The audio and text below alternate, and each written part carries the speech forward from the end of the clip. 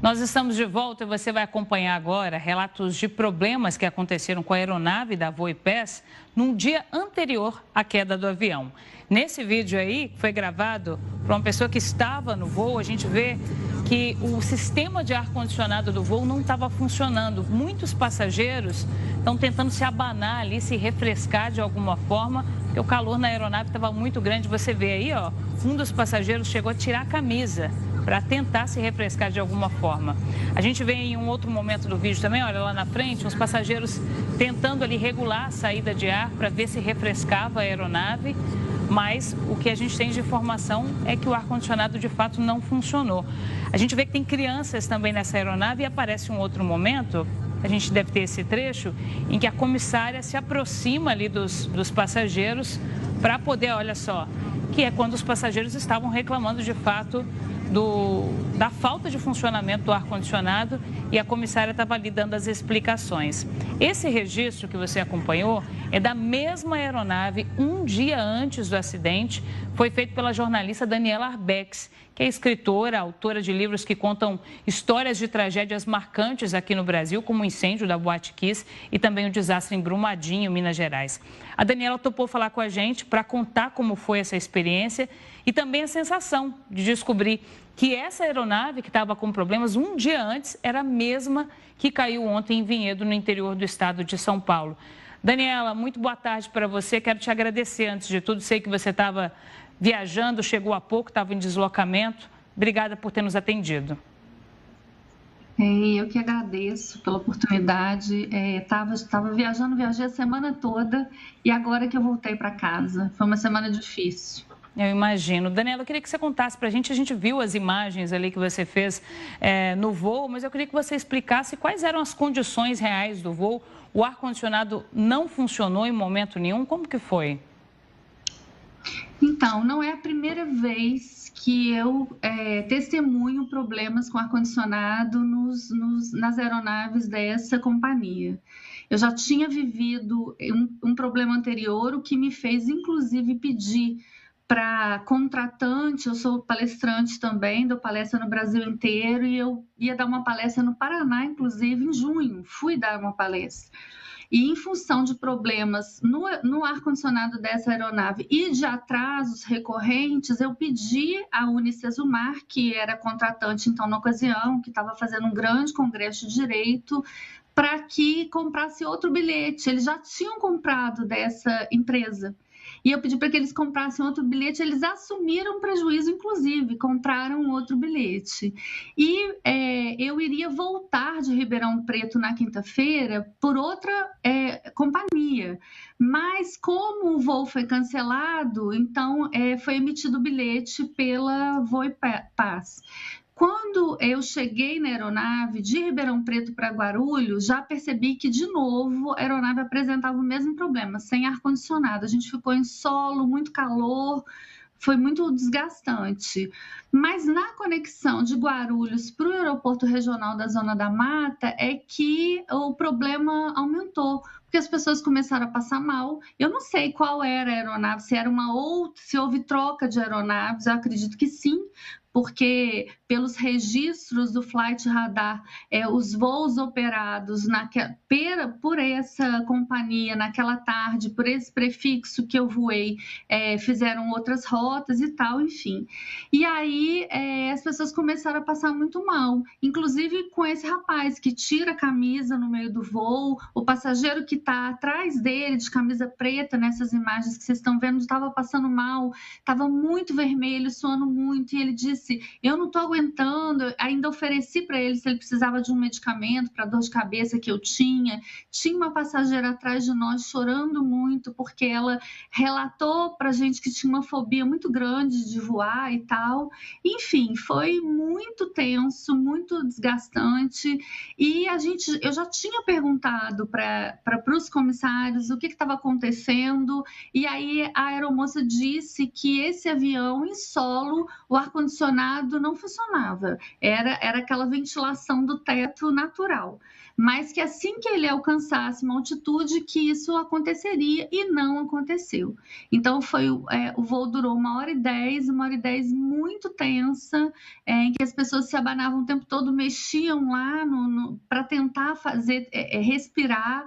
E isso foi durante todo o voo, como vocês mesmos relataram, tinha crianças no voo, pessoas idosas, então foi muito difícil. E eu resolvi filmar porque eu pensei, meu Deus, eu preciso denunciar essa situação, não é a primeira vez que eu vivencio isso.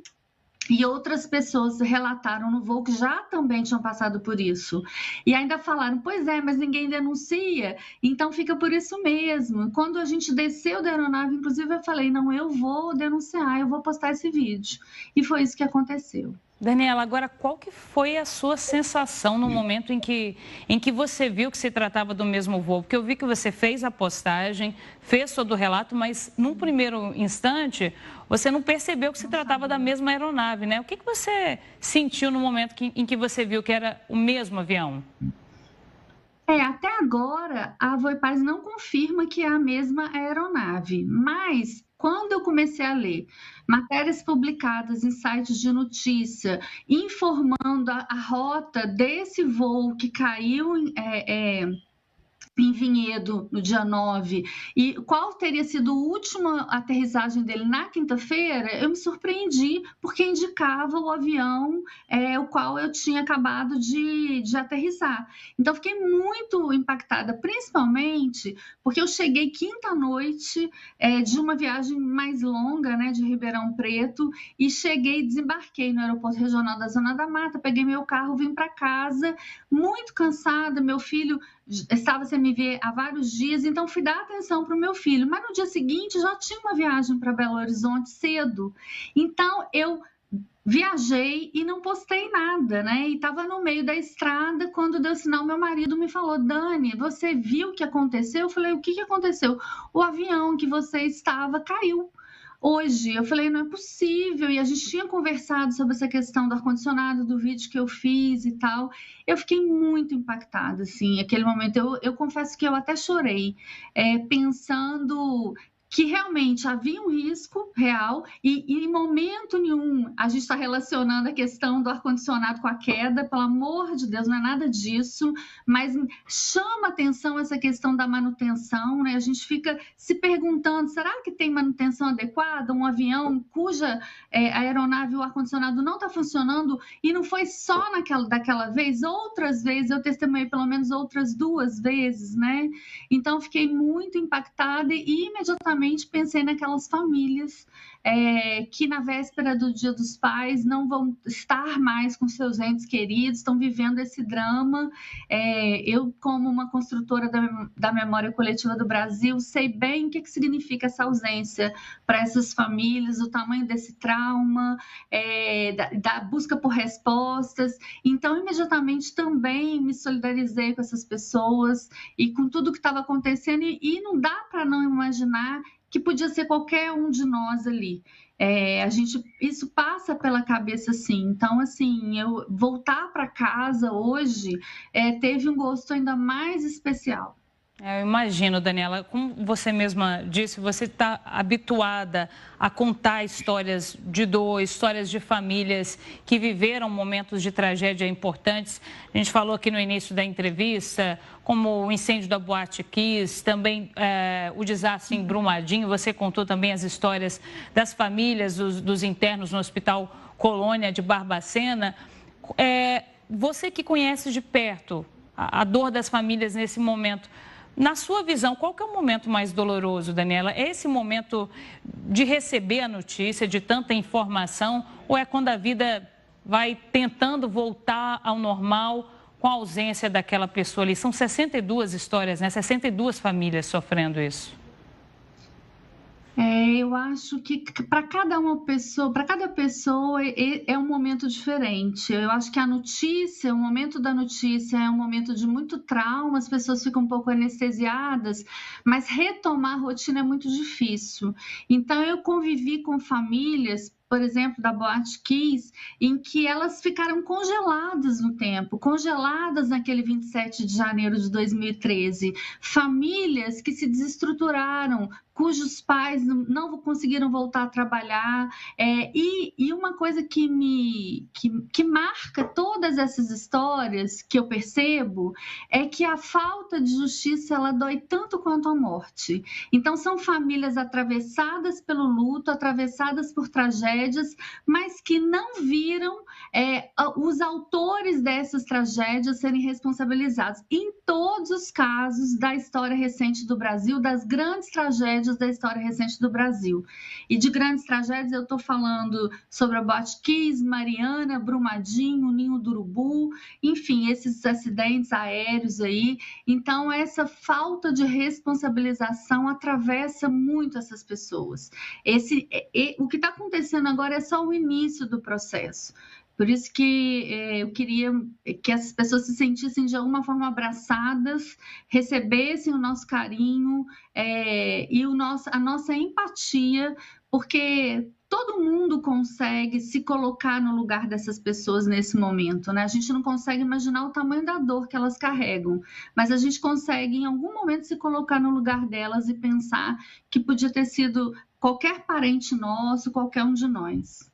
Em especial quando a gente começa aí ouvindo as histórias, né? Porque num primeiro momento a gente ouve os números, né? 62 mortes, parece algo muito frio, né? E aí a gente vai descobrindo as histórias por trás de cada uma das mortes das famílias, o que eles estavam indo fazer, pessoas que estavam indo encontrar com a família no Dia dos Pais, por exemplo. E aí a gente vai sentindo essa dor mais próxima ainda, né? Quando os números, eles ganham rosto e eles ganham uma identidade, aí a gente consegue entender a dimensão de tudo isso. Você citou esse caso da menina de 4 anos, acho que o nome dela é Elisa, tô arrepiada. Quando você falou, me arrepiei de novo. Que o pai foi buscá-la para passar o Dia dos Pais com ele tinha a guarda compartilhada com a ex-mulher.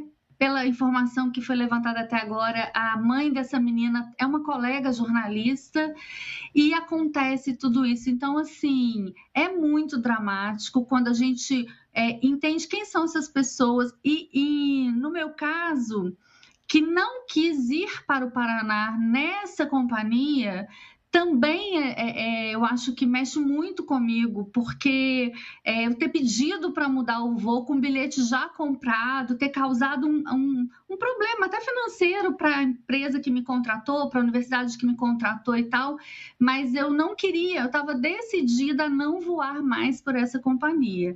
Mas em função do cancelamento do voo por outra companhia, eu não tive outra possibilidade, porque eu moro em Juiz de Fora, uma cidade que, embora tenha aeroporto, aqui não operam voos comerciais. Então, o aeroporto de referência é o regional da Zona da Mata, que fica a quase 1h30 daqui. E aí, como é um aeroporto pequeno, tem poucos voos e a gente acaba ficando muito refém dessas companhias e do que elas fazem com a gente, né? De trocar, desmarcar a passagem sem avisar, atrasar, né? Quer dizer, a gente não pode atrasar, mas eles podem atrasar, perder conexão, enfim. Todas essas coisas que acontecem, né? E com muita frequência. Então, saber que tinham pessoas do Paraná ali, né? Que pessoas de uma universidade, pesquisadores, professores, né? Pessoas que estudaram muito para compartilhar saber, filhos, irmãs, sobrinhos, tios, isso não tem como ficar indiferente, sabe? São várias histórias, né? Você falou dos voos para o aeroporto da Zona da Mata. Eu cheguei, inclusive, a tentar comprar um voo dessa mesma companhia para o aeroporto de Juiz de Fora. E esse voo, inclusive, foi cancelado por motivos adversos, né? Falta de passageiro suficiente para completar a aeronave. Então, é o que você disse, quem tem que fazer um voo para um aeroporto menor, a gente acaba ficando refém muitas vezes. E vale a gente reforçar... A gente é muito refém. Exatamente, e vale a gente reforçar o que você disse. A gente não está fazendo em nenhum momento uma relação entre o problema no ar-condicionado com a queda do avião, mas a gente consegue minimamente ter um indício de que haja um problema de manutenção. É um problema recorrente na manutenção da aeronave, porque a gente viu outros relatos também de passageiros falando de problemas parecidos. A gente, inclusive, tem a nota da companhia aérea, a gente pediu um posicionamento para a Voipes e a companhia reitera que a aeronave estava aeronavegável, com todos os sistemas requeridos em funcionamento, cumprindo com todos os requisitos e as exigências estipuladas pelas autoridades e pela legislação setorial vigente. Nesse comunicado também, a companhia disse que está colaborando nas investigações